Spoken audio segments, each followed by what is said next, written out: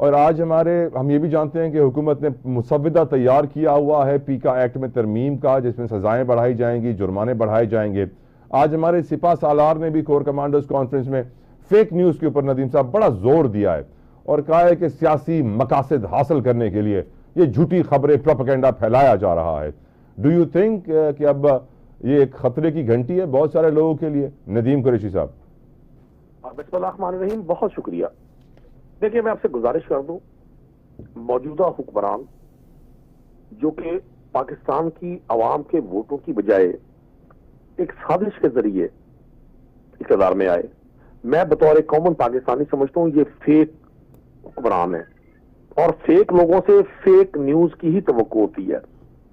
मैं नहीं समझता कि पिछले एक साल में या 9 माह में जब से गवर्नमेंट बनी है तारीख में इतनी कानून साजी कभी हुई हो सिर्फ अपने सियासी मुखालफीन को काबू करने के लिए, उनकी जुबान बंदी के लिए, उनका गला दबाने के लिए जितनी कानून साजी इस दौर में हुई है। डेफमेशन लॉ आया, नैब लॉ चेंज हुए हैं, 26 अमेंडमेंट आई है, एहतजाज का भी कानून आया सर, एहतजाज का भी कानून आया कि टाइम ज्यादा हो गया, एहतजाज का कानून आ गया, इलेक्शन कमीशन की तौहीन, इलेक्शन कमीशन, तौहीन पार्लियामान, इनको समझ नहीं आ रही। ये इनको चाहिए कि ये जहर लें और वो अपने जो इनसे मुखालिफ सोच रखते हैं, वो किसी शायर ने कहा, फकीर शहर बोला बादशाह से, बड़ा संगीन मुजरिम है ये आका, इसे मसलूब ही होना पड़ेगा कि इसकी सोच हमसे मुख्तलिफ है।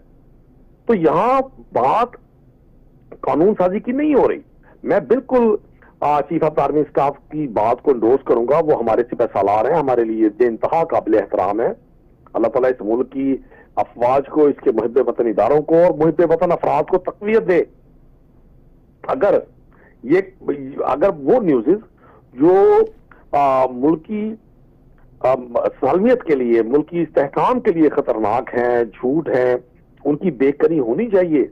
लेकिन फेक न्यूज की आड़ में ये हक किसी को नहीं दिया जा सकता कि वो अपने मुखालिफ की जुबान बंदी करे। ये जो गला दबाने वाले मुआशरे बन जाते हैं, वहां वो जो प्रेशर लोगों का होता है, वो बढ़ता रहता है। हम उस तरह की सोसाइटी नहीं है, हम कोई नॉर्थ कोरिया नहीं है कि यहां आप किसी को बोलने की आजादी नहीं दे सकते। बिल्कुल ठीक बात है, पाकिस्तान की इज्जत, पाकिस्तान की सालमियत, पाकिस्तान का इस्तेहकाम, रियासत पाकिस्तान की मजबूती, इस पर कंप्रोमाइज नहीं होना चाहिए। लेकिन क्या आप नहीं देख रहे कि फेडरल मिनिस्टर लेवल के लोग किस तरह से लोगों में एक इंतशार और किस तरह से लोगों में एक हिजान और किस तरह से अपने अपोनेंट के हवाले से गुफ्तगू कर रहे हैं? क्या ये फेक न्यूज के जमाने में नहीं आती?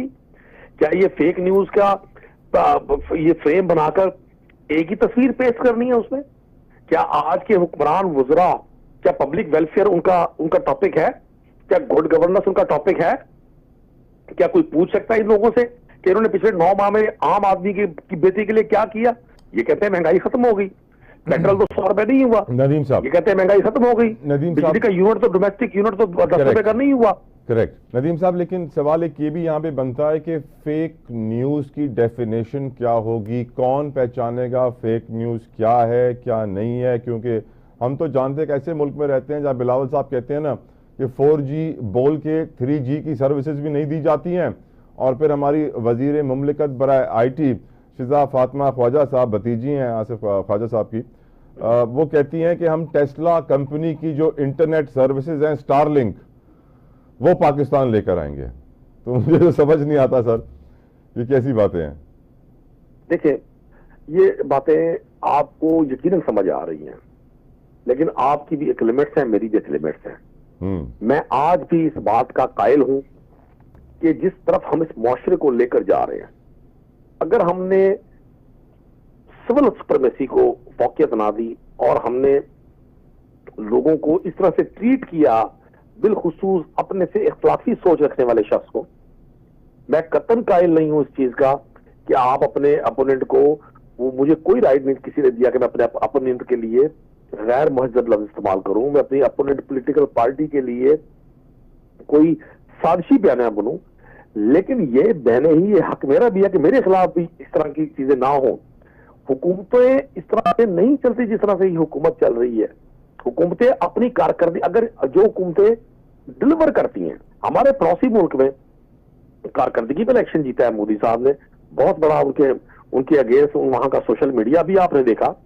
डोनाल्ड ट्रंप का जो इलेक्शन हुआ यूएसए में, किस तरह से आज जो बाइडेन की जो टीम थी उन्होंने एक मतलब उनको एक मेंटली सिक करार देना और उनको एक इंतहा पसंद करार देना, उनको एंटी स्टेट करार देना, लेकिन इसके बावजूद पब्लिक ने वोट डोनाल्ड ट्रंप को किया। उन्होंने तो ट्विटर को बंद भी नहीं किया सर, अजीब सी बात थी, मैं समझा था बंद कर देंगे। यहाँ हमारे जो फैसला साज हैं, जो हुकूमत में बैठे हैं, वो ज़हनी तौर पे इस बात के कायल हो गए, और मुझे नहीं मालूम इनको कोई मशवरा देने वाली कोई साहिब राय, कोई संजीदा राय, कोई मोतदिल मिजाज राय इनके पास क्यों नहीं है, जो इनको ये कहे कि आप अपनी डिलीवरी से आपने गवर्नमेंट ले ली, जिस तरह से भी ली है, आपको 2/3 अक्सरियत मिल गई है, आपने जैसे भी किया 47 से शुरू होकर और बात एमएनए और सेनेटर के अगवा तक पर आकर खत्म हुई, आपने वो तमाम टारगेट अचीव कर लिए जो आप चाहते थे। तो अब आपके पास खुला मैदान है, आपका अपोनेंट जेल में है, आपकी मुखालिफ जमात इंतहाई क्राइसिस में है। ये बताइए नदीम साहब ये बताइए, अलीमा खान साहबा का स्टेटमेंट है कि अल्लाह का शुक्र है समाअत तो शुरू हुई। बहुत सारे लोग यही कह रहे हैं कि अगर इतना वक्त फर्द जुर्म आयद करने में लगा है तो फैसला आने में 15-20 साल तो लगेंगे। और जिस तरीके से उमर अयूब साहब को गिरफ्तार किया गया, राजा बशारत को किया गया और फर्द जुर्म आयद होते ही कार्रवाई शुरू की, अडियाला को सुबह से ही वहाँ पे सिक्योरिटी हाई अलर्ट थी, दूर दूर से गाड़ियों को रोका जा रहा था। आपकी नज़र में कोर कमांडर्स कॉन्फ्रेंस भी आज, इमरान खान पर फर्द जुर्म भी आज, अलीमा खान ने का शुक्र केस शुरू हुआ वो भी आज, बहुत सारी चीजें आज हुई हैं सर। देखिए, मैं कोर कमांडर कॉन्फ्रेंस के हवाले से जाहिर है हमारा जो अफवाज पाकिस्तान का इदारा है उनकी अपनी जो इंटरनल जो डेकोरम है और डिसिप्लिन है और जो उनके शेड्यूल है वो चलते रहते हैं। हमें एक तरफ बतौर रियासत पाकिस्तान, बतौर एक मुल्क, बतौर एक कौम दहशत गर्दी की भी वबा का सामना है। तो वबा नहीं है, दहशत गर्दी की है कि एक तूफान का सामना है। कभी बलूचिस्तान में, कभी केपी में, कभी पंजाब में, कभी कराची में हादसात जो होते हैं दहशत गर्दी के, वो हमारे लिए एक बहुत बड़ा चैलेंज है। करेक्ट। कि हम पिछले 20 सालों से अपने हजारों फौजियों की, हजारों पुलिसमैन की, अपने सिक्योरिटी के इदारों के अफराज की, पब्लिक की, बच्चों की, आर्मी पब्लिक स्कूल जैसे मासूम शोधा की कुर्बानियां देकर आज भी पुरसुकून माहौल में नहीं है। हमारे पड़ोस में कुछ हमारी पड़ोसी ताकतें ऐसी हैं जो इस मुल्क में हमेशा इंतशार चाहती हैं। बलूचिस्तान जो पाकिस्तान का के माथे का झूमर है, वहां के कुछ नौजवानों को वर्गला कर और इसी तरह से, लेकिन मेरे ख्याल से इसकी बड़ी वजह निजाम अदल, सजा नहीं मिलती हमारे मुल्क में नदीम साहब। चोर को सजा नहीं मिलती, कातिल को सजा नहीं मिलती, स्मगलर को सजा नहीं मिलती, सब आजाद घूमते हैं बाइज्जत के, पैसे वाला बन के, पावर वाला बन के। या इसलिए तो ये जो माशरे देखें, कुफर का माशरा, कुफर की हुकूमत कायम रह सकती है और जुल्म की हुकूमत कायम नहीं रह सकती। जब इंसाफ ताकतवर के लिए और होगा, कमजोर के लिए होगा जतोई साहब। तो जिस तरह उमर अयूब को गिरफ्तार किया गया, आपको अब लगता है सही तरीकेकार था लीडर ऑफ द ऑपोजिशन को गिरफ्तार करना, और आज जिस तरीके से फर्द जुर्म आयद हुई, क्या आपको लगता है कि सही तरीकेकार था? इतना ही टाइम लगना चाहिए था फर्द जुर्म में, 1.5-2 साल? देखिए, इस पे मैं क्या गुफ्तगू करूं, मैं लॉ एक्सपर्ट नहीं हूं, मैं तो एक कॉमन पाकिस्तानी हूं, दिल रखने वाला पाकिस्तानी। पाकिस्तान की सालमियत, पाकिस्तान का अहकाम और इस पे बसने वाले हर शख्स का पुरसुकून होना मेरी जिंदगी का ख्वाब और ख्वाहिश है। मैं समझता हूं अभी भी वक्त है। जो जिस रीत पर ये हुकूमत अपनी सरकार को लेकर जा रही है और जो रिवायात ये खड़ी कर रहे हैं अपने मुखालफिन पर, FIR जो 26 नवंबर का जो हादसा हुआ, जो लहू लुहान हुआ इस्लामाबाद का डी चौक, और उसके बाद दर्जनों FIR पिछले 3 दिन में वहां दे दी गई है अपोनेंट्स पे, और इसी तरह से आज जैसे ये फर्द जुर्म लगाकर इमरान खान साहब तो गिरफ्तार थे, उन्होंने किस वक्त कोई हमला किया, वो किस तरह से मुल्जिम या मुजरिम हो सकते हैं? तो मैं नहीं समझता कि हुकूमत वक्त जो जिस स्पीड से ये सारा उन्होंने गियर अप किया काम, तो वो उनकी ख्वाहिश है कि जल्द अज जल्द इमरान खान साहब को सजा देकर, अपने अपोनेंट्स को सजा देकर, वो शायद वो टारगेट अचीव करना चाहते हैं जो उनको अचीव नहीं होगा।